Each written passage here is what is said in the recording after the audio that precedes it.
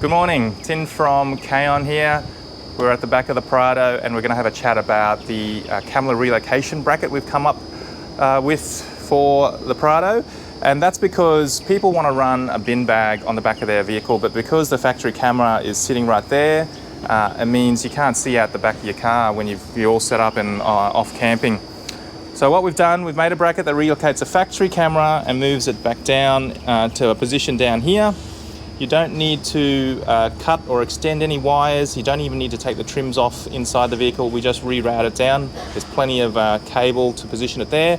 It also makes backing up your trailer easier because you'll actually be able to see the tow ball much more easily than the factory position.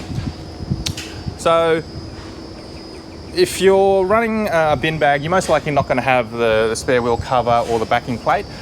But to install that, remove those first, and then we want to remove the spare wheel. So we'll go ahead and do that, and then I'll show you how to remove the camera.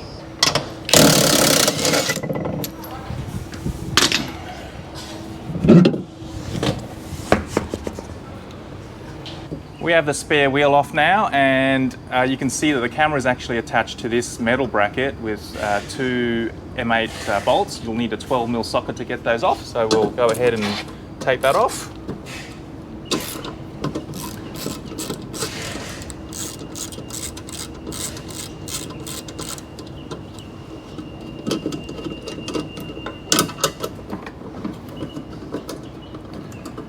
Once you get this off, we'll probably want to unplug it just to make it a bit easier to work with.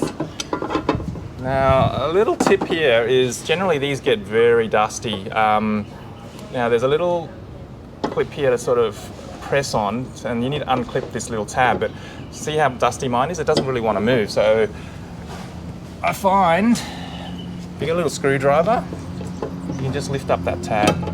See how I've just lifted up that tab? It comes off much more easily. And there you go. So that's the camera on the Toyota bracket. Now you can take that one off and take the camera off, but I find just undo the little screws on the back and the camera will come out. It also normally comes with a shroud, but I removed that a long time ago to get a bit more viewing angle. So we'll leave this to one side first, and then we'll talk about how to move this cable. So this cable here is attached to the car with a couple of clips.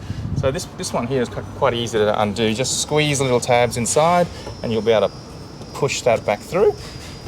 Now this one here, we'll move this over here. Now this clip here that clips this plug to the door, this is the tricky one. Now you can see it's got two sort of parts to it, and it sort of slides there. So you don't need to undo the actual plug that goes into the door. We just want to slide this plug off. Now, I know because I've taken this apart before. There's a little tab on the back here, and what you need to do is you need to just push the screwdriver in and just pry that tab back, and if you push the tab towards the door, you'll be able to slide it off. Now, much easier to see from here. That's that little locking tab there that I was talking about. So you wanted to get the screwdriver in from the other side, and just lift that up and push it out. So that's what I was doing while I was on the vehicle. So that's that. So that's pretty much it. We want to run this cable around to the other side here. And where it sits, that's pretty much the position there where the wire is going to be. Now, you see this is obsolete now, so we're going to remove this. And if you have a look at it, it's pretty much a cable tie on a clip. It's a bit of a cable tie on a clip. Now there's a little locking tab there, a little barb. If we just lift it up, we should be able to push this back and see there it's moving there. And from there we can remove this. It's a little bit fiddly. We'll get there.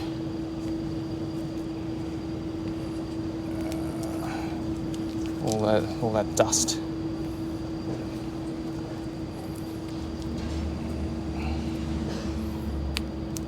There you go. Slowly.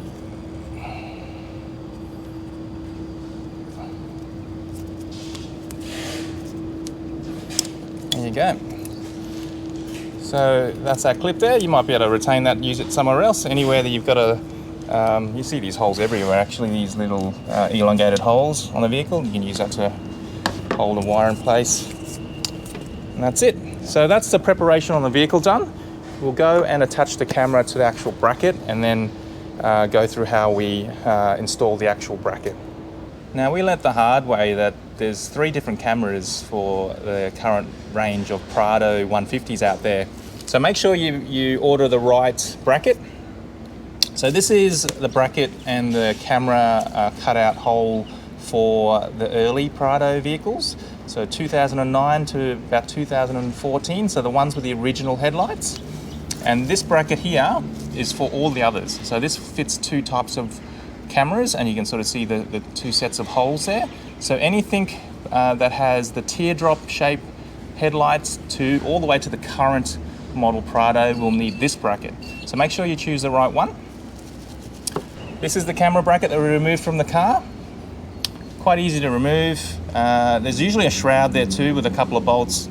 I've already removed that, so that's really easy to do. Just remove the screws and retain these screws. We're going to need these. Take note of the orientation of the camera too. The top of the camera has the words on the top of the camera. Now, this bracket sits like this because this is the main bracket, and that gets attached to the plastic sort of handle number plate assembly next to it, and then this is the bracket that allows the adjustment. So what we want, that's the top of the bracket, that's the top of the camera, and that's how you want to install it. Otherwise, all your pictures will be upside down. With the screws that we removed earlier, just reinstall those.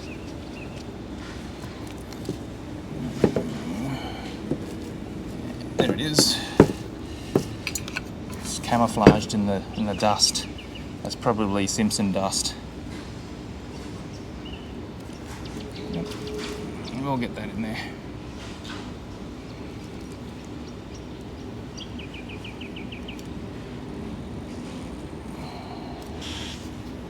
Okay.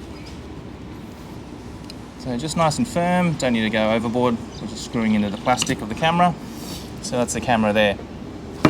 Okay, now we'll go and install this main bracket on the vehicle, and I'll show you how to do that. And then the last step is to actually attach the camera and tidy up all the cabling. We're mounting the main bracket to the vehicle now. So this is the bracket that goes underneath the number plate. It sits right there. So to install that, we've got the 1 bolt on the top there, and then we've got 2 self-tappers on the bottom. Now what you want to do, remove this number plate. You don't have to actually remove it, just remove that 1 bolt on this side. You can slide that in place and just refit that.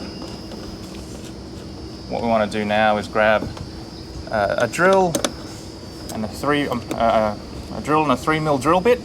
We'll pre-drill these pilot holes for the self-tappers on the bottom, and that holds that bracket nice and securely. Get yourself a drill and a 3mm drill bit, and there's 2 holes in the bottom here. What you want to do is you want to hold that bracket up against the plastic there and drill your pilot hole. Try to drill it to sort of, I suppose, the closer edge, the bottom edge of the plastic, so that helps that hold in place. And we'll just do that as well on this side. So there are your pilot holes. Then we got these coarse threaded self-tapping screws, 8mm socket, and don't go too heavy on these. These are just self-tapping screws. They hold really well, but you don't need to over tighten them.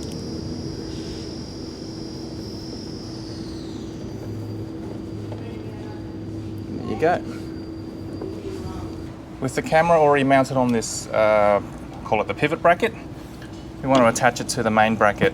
Now you notice there's a slotted hole in the bottom, that's for the adjustment, and the top hole is just the hinge hole. So you'll have some bolts here, M6 bolts with 9 lock nuts. The top one doesn't need any washers. The bottom one, we want to put the washer on the other side to help distribute the load across that slot. So we'll go ahead and do that.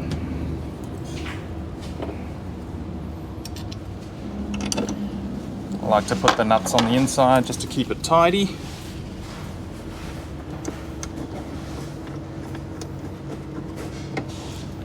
This bottom one. Oops, a little bit fiddly, but it's not too bad. Now grab yourself a 5mm Allen key and 10mm socket. Just tighten those up.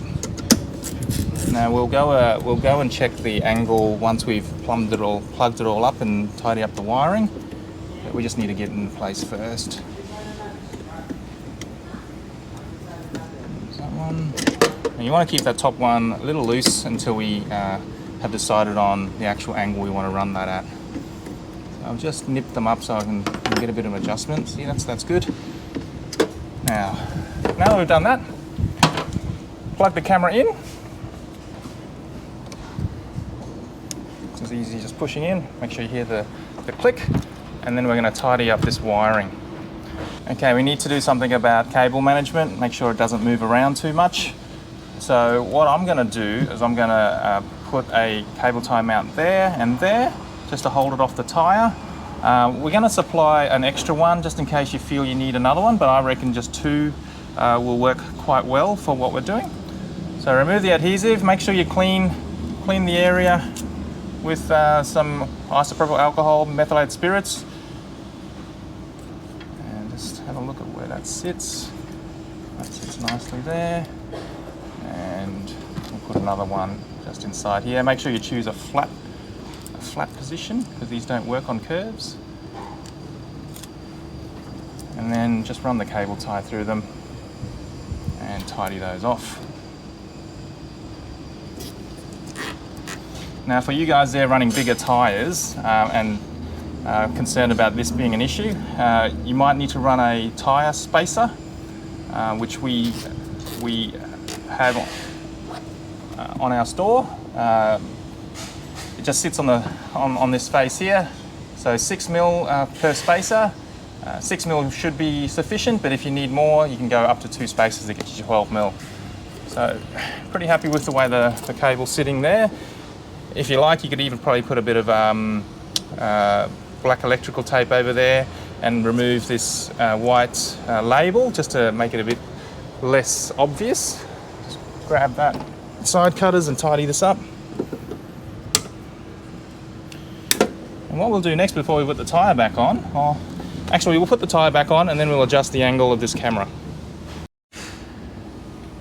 We got the spare tyre back on, and with this tyre and rim offset, I've got plenty of clearance to the wire, so I'm not too concerned about that. But for you guys running bigger tyres, maybe consider the spacer, but make sure you check that wire isn't getting pinched. There's a gap here, which is an allowance for bigger wheels, bigger tyres I mean, and from my calculations you should be able to get a 35-inch tyre on there. The 33-inch is probably the biggest most people will go on a Prado, and that's got plenty of room there. Now once you've got that on there, you want to adjust this camera. So you can have it high or low depending on what your application is. I don't have my toe ball tongue here, but it probably sits around about there. So you probably want to have a look to get your best angle of view and adjust that and lock it in. But what you want to do is you want to have a look at what it looks like on the screen.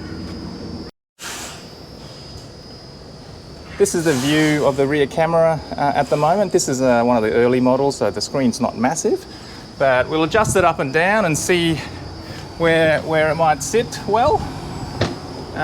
So that's all the way up. Probably don't want that. You want a bit of a combination so you can see the toe ball here. What you'll find is you'll still have that angle of view to the right and left. But once you're happy, tighten up the bolts and we're good to go.